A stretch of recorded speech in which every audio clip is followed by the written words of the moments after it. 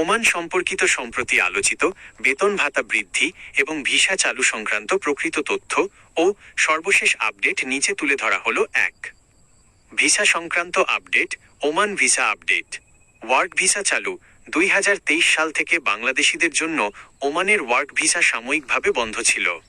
সম্প্রতি বাংলাদেশের প্রবাসী কল্যাণ উপদেষ্টার সাথে ওমানের শ্রমমন্ত্রী রিয়াদে অনুষ্ঠিত বৈঠকে ওমান সরকার বাংলাদেশি কর্মীদের জন্য পুনরায় ভিসা প্রক্রিয়া চালুর নীতিগত আশ্বাস দিয়েছে। অনিয়মিত কর্মী বৈধকরণ অগ্রাধিকার।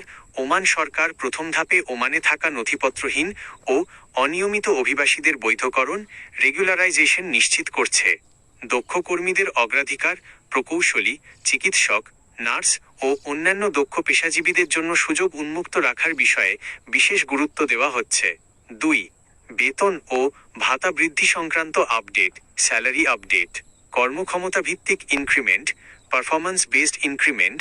1 জানুয়ারি 2026 থেকে ওমানের শ্রম মন্ত্রণালয়ের নতুন নির্দেশনায় কর্মীদের বার্ষিক পারফরম্যান্স মূল্যায়নের ওপর ভিত্তি করে 2% থেকে 5% পর্যন্ত ইনক্রিমেন্টের নতুন নিয়ম কার্যকর হয়েছে।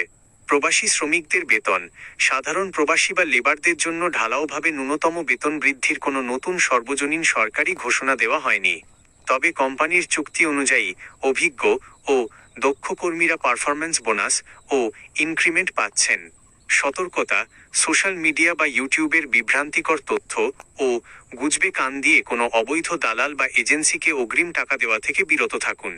ভিসা বা চাকরির বিষয়ে বাংলাদেশ প্রবাসী কল্যাণ মন্ত্রণালয় ও ওমান দূতাবাসের অফিসিয়াল বিজ্ঞপ্তির ওপর ভিত্তি করে সিদ্ধান্ত নিন।